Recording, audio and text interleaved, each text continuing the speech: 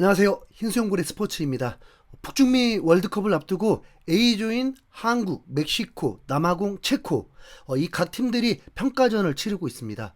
먼저 남아공이 니카라과의 평가전을 한국 시간 토요일 새벽에 치렀는데 0대 0으로 마치게 되었습니다. 니카라과는 랭킹이 130위권입니다. 남아공은 상대할 팀이 없었는지 그냥 차라리 그냥 자체 청백전이 더 나을 것 같은데 니카라과의 경기를 치르면서 22개의 슈팅을 때렸는데도 골을 넣지 못하고 망신만 당하고 말았습니다. 그리고 우리 대한민국은 베스트 11이 출전하지 않고도 오히려 이기혁이나 옌스, 이동경의 좋은 폼을 보면서 기대감이 더 올라간 상태고 5대 0이란 기분 좋은 스코어로 분위기 반전을 쬐끔은 하게 되었습니다. 그리고 멕시코는 호주를 상대하게 되었는데 멕시코가 코너킥을 통해서 한 골 넣은 게 전부였고 1대 0으로 신승을 거뒀습니다. 그리고 마지막 체코가 이제 평가전을 치렀는데 체코가 상대하는 팀은 동유럽의 코소보였습니다. 코소보는 월드컵 본선 진출에 실패했는데 체코가 돈 많은 국가도 아닌데 어떻게 코소보와 경기를 할 수 있을까 싶었거든요. 체코는 아직 베이스 캠프로 오지도 않았더라고요. 자국에서 치르는 평가전이었고 어쩐지 경기 전에 웬 가수가 나와서 애국가를 부르기도 하더라고요. 네, 나름 출정식이었던 겁니다. 심지어 명단도 아직 발표하기 전이었습니다. 체코가 지금 이럴 때일까요? 북중미 특유의 환경을 완전 무시한 채 아니면 포기한 채 월드컵을 치르기로 했나 봅니다. 한국과의 첫 경기 과달라라도 1600m 정도고 두 번째 경기는 다시 미국 동부로 가서 또 경기를 해야 하고 마지막 세 번째 경기는 멕시코로 또 다시 와서 2200m에서 경기를 해야 합니다. 그나마 경기가 6일 쉬는 구조라서 회복 시간이 조금 더 있다는 건 맞는데 어쩌면 그냥 이런 비참한 스케줄이라서 그냥 다 포기하고 그냥 정상적인 훈련으로 월드컵을 준비하려는 것 같습니다.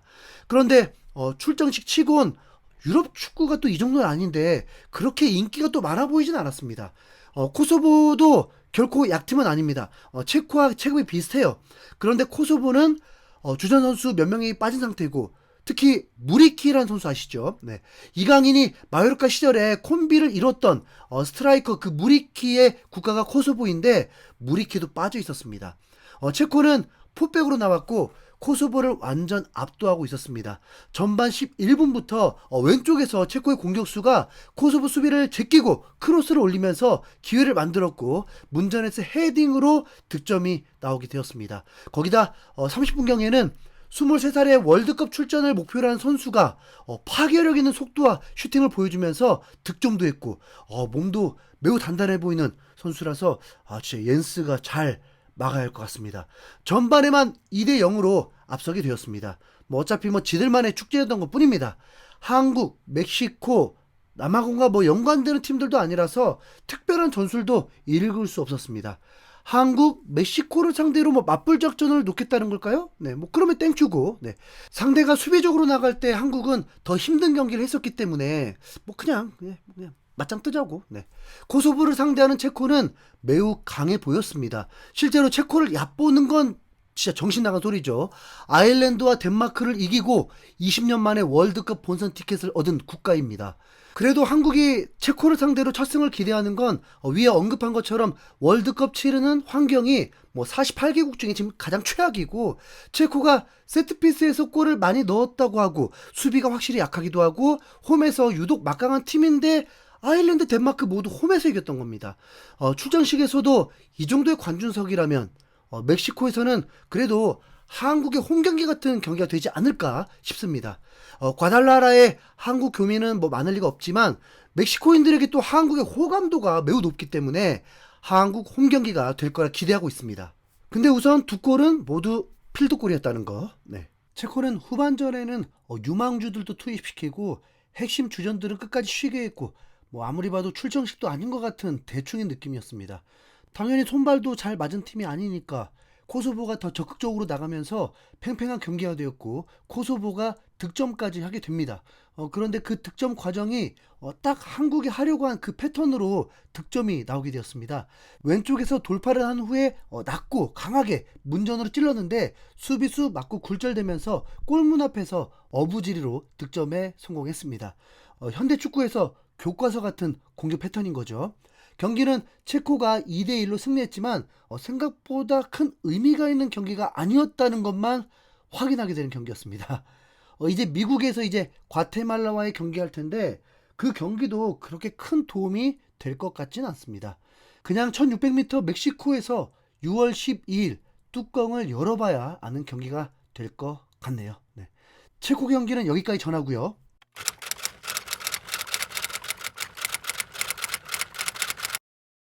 흰수염고래는 일본 축구를 단 1%도 응원하지 않습니다.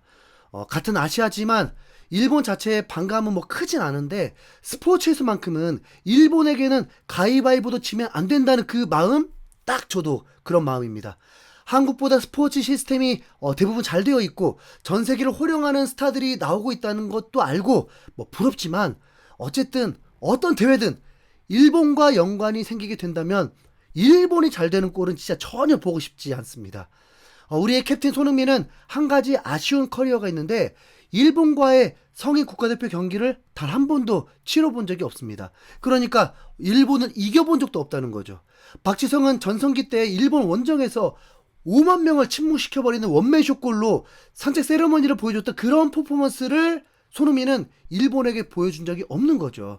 뭐 물론 자카르타 아시안게임에서 결승전에서 일본과 붙었고 승리하면서 병역 혜택을 받은 건 있지만 그건 좀 반칙성 와일드카드로 뽑힌 거잖아요. 오히려 손흥민 이전 캡틴 기성용은 런던 올림픽에서 동메달 결정전에서 일본을 꺾어버린 레전드 경기가 있었습니다. 손흥민 출전한 경기에서 일본과 붙지 못했다는 건 한국 대표팀이 일본과 붙은 일이 또 별로 없었다는 것과 또 마찬가지입니다. 동아시안컵 외에는 10년 넘게 일본 축구를 상대해 본 적이 없습니다. 그래서 월드컵에서 한국, 일본이 붙는 구조가 아니라면 더 좋은 성적을 내는 대결이 될 수 있겠죠. 그런 의미에서 일본이 관심이 갈 수밖에 없습니다. 한국이 이겼을 때 일본이 이겼대? 한국이 패배했을 때 야, 일본도 패배했대? 뭐 그런 자연스럽게 비교가 되기 마련이죠. 일본은 목표가 월드컵 우승이라고 합니다. 대한민국은 선수 몇몇이 8강이 목표라고 하기도 했고 손흥민은 목표 자체를 말하지 않았습니다. 그냥 최대한 올라가는 것이 목표라고 했고 16강 이상이길 원한다고 했죠. 손흥민은 월드컵 같은 큰 대회에서는 결국 디테일이 결과를 결정한다고 했습니다. 손흥민은 이미 상상도 못한 커리어들을 쌓았던 선수 아니겠습니까? 손흥민이 한 인터뷰에서 월드컵 우승과 챔피언스리그 우승 중에 어떤 걸 선택하겠냐고 했는데 손흥민은 월드컵 우승이라고 했습니다. 네. 이루어질 수 없을 것 같은 뉘앙스로 말이죠. 네. 이번 월드컵에 임하는 자세도 어린아이 같은 기대감만 있을 뿐이라고 했죠. 일본은 뭐 당당히 우승이 목표라고 하는데 한국은 그렇게 뭐 당당할 수 없는 그런 차이입니다. 팬들도 일본의 축구 실력을 또 높이 평가하면서 한국과 일본이 경기하면 뭐 한국이 뭐 질 거라는 발언들이 많았던 것도 사실이고 랭킹도 일본이 더 높고 일본이 그간 최강팀들을 상대로 너무 부러운 결과들을 내버리면서 진짜 이번 월드컵에서 사고 치는 거 아니야? 좀 신경이 쓰이는 것도 사실입니다. 한국은 월드컵에서 아시아 최고 성적 4강 신화라는 업적을 보유하고 있지만 원정에서는 아시아팀 최고 성적이 16강이었습니다. 그 어떤 팀도 원정에서 8강 이상을 올라가 본 적이 없습니다.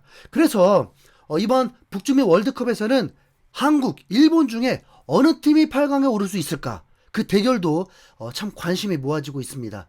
한국은 유일하게 2010년 남아공 월드컵 때 8강 진출이 아쉬웠던 건데 일본은 계속 월드컵에서 아슬아슬하게 8강 진출을 실패했었습니다. 4년 전에는 죽음의 조에서도 스페인, 독일을 꺾으면서 16강에 진출했고 그때 정말 시겁했습니다. 진짜 이 정도면 8강도 충분히 가능한 거잖아요. 다행히 크로아티아에게 승부차기에서 패배하면서 8강 진출에 실패했습니다. 이번 한국 대 일본에 보이지 않는 대결은 어느 팀이 더 높은 곳으로 올라가냐일 텐데 한국은 축구 분위기가 최악인 반면 일본은 최상의 상황입니다. 괜히 뭐 우승이란 말까지 나온 게 아닙니다. 브라질, 잉글랜드까지 이겨버렸으니까요. 거기다 일본은 출정식도 거하게 합니다. 오늘 아이슬란드와의 경기를 치르면서 출정식을 하게 되는 날이었고 도쿄 국립경기장에 6만 8천 명이 가득 찼습니다. 북중미에서 경기를 하게 되고 대부분 현지에서 캠프를 차렸기 때문에 출정식 상대를 찾기는 어려웠겠죠. 일본은 거의 도박을 한 거나 마찬가지입니다. 이제 대회가 2주밖에 안 남았고 미국으로 떠나서 시차 적응하고 나면 10일 정도 남기 때문에 이제 현지에서는 평가전도 없이 6월 15일 새벽 5시에 바로 첫 경기를 치릅니다. 깡이 대단하죠. 일본이 택한 출정식 기념 상대는 월드컵을 탈락한 아이슬란드였습니다. 아마도 아이슬란드면 스웨덴을 포커스로 맞춘 가상 상대였을 것 같은데요. 아이슬란드는 기본적으로 피지컬로 버티고 역습하는 팀입니다. 땅은 넓어도 극한의 기후를 겪는 나라라서 인구도 많지 않고 2010년 전까지는 유럽의 최약체 팀이었는데 2016년 유로에서부터 다크호스가 되더니 월드컵까지 출전했고 2018년에 최고 랭킹이 18위까지 올랐던 팀입니다. 이번 월드컵에도 그래도 본선 진출 경쟁이 충분했지만 유럽 예선에서 탈락하고 말았습니다. 일본 축구 자체가 축구 강국을 상대로 어떻게 경기를 해야 할지를 수년 동안 연구하고 폼을 잡아놨기 때문에 일본을 향해서 덤벼드는 팀들이 오히려 일본에게 당하게 되는 경기가 많았습니다. 그러면서 일본이 강팀과도 대등하다고 어깨를 피는 건데 일본의 피지컬은 여전히 진화하지 못했습니다. 그러다 보니까 피지컬 우위를 점하고 버텨버리는 팀에게는 일본은 훨씬 어려움을 겪게 되는 팀입니다. 만약 아이슬란드마저 쉽게 제압한다면 정말 약점이 없는 팀으로 진짜 다크호스가 될 것 같았는데 이번 출정식 기념 경기에서 완전 새될 뻔했습니다. 후반 86분까지 한 골도 넣지 못하다가 아이슬란드의 수비 집중력이 흐트러지면서 극적으로 헤딩골을 넣고 승리했습니다. 결과만 놓고 보면 이겼다면서 6연승이다 무서운 팀이다 그럴지 모르지만 내용으로 보면요 일본이 그렇게 지켜 세울 팀은 아니라고 봅니다. 네. 이번에 미토마까지 이탈하면서 공격력이 더 떨어졌는데 아무리 팔이 안으로 굽다고 하지만 한국이 더 우위인 것 같은데 네. 일본 현지 팬들도 댓글들이 비관적으로 보는 시각이 정말 많았습니다. 우선 냉정히 봐도 네덜란드와의 경기 승리 장담할 수 없죠. 도박사들은 네덜란드가 이번 월드컵 우승한다고 보는 쪽도 꽤 있습니다. 그리고 스웨덴이 이 경기를 팠다면 최소한 어떻게 경기해야 할지 이제 간파했을 거고 다득점이 나올 리는 없을 것 같습니다. 네. 튀니지도 일본 전력 분석하면 완전 혈전되는 겁니다.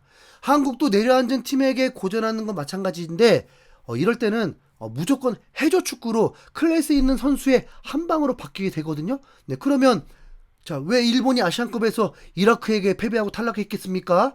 왜 카타르에게 패배하고 준우승했겠냐고요? 우선 일본 너무 띄우지 맙시다. 아직 미국으로 가지도 않은 저 자만하고 있는 일본 네, 꼭 추락하는 걸 보고 싶습니다. 네. 월드컵에서 최초의 한일전이 치러질 수 있는 경우일 수도 있긴 하거든요. 32강에서 한국이 조 1위하고 일본이 조 3위로 와일드카드로 진출하면 붙을 수도 있고 16강도 경우의 수가 있긴 합니다. 한국이 조 2위를 하고 32강 통과하고 그러다 보면 또 일본을 상대할 수도 있다고 합니다. 네. 손흥민의 월드컵에 한일전 성사면 진짜 전 세계가 주목할 경기가 되긴 할 텐데요. 네. 월드컵이 아니더라도 어쩌면 2017년 아시안컵에서도 이루어질지도 모르겠습니다. 4강 안에서는 무조건 만나게 되어 있는 구조라고 하더라고요. 네. 손흥민이 일본 꺾는 날이 오기 전까지 네, 은퇴는 절대 불가. 네. 대한민국 축구 선수들 파이팅! 이상 흰수염고래였습니다. 감사합니다.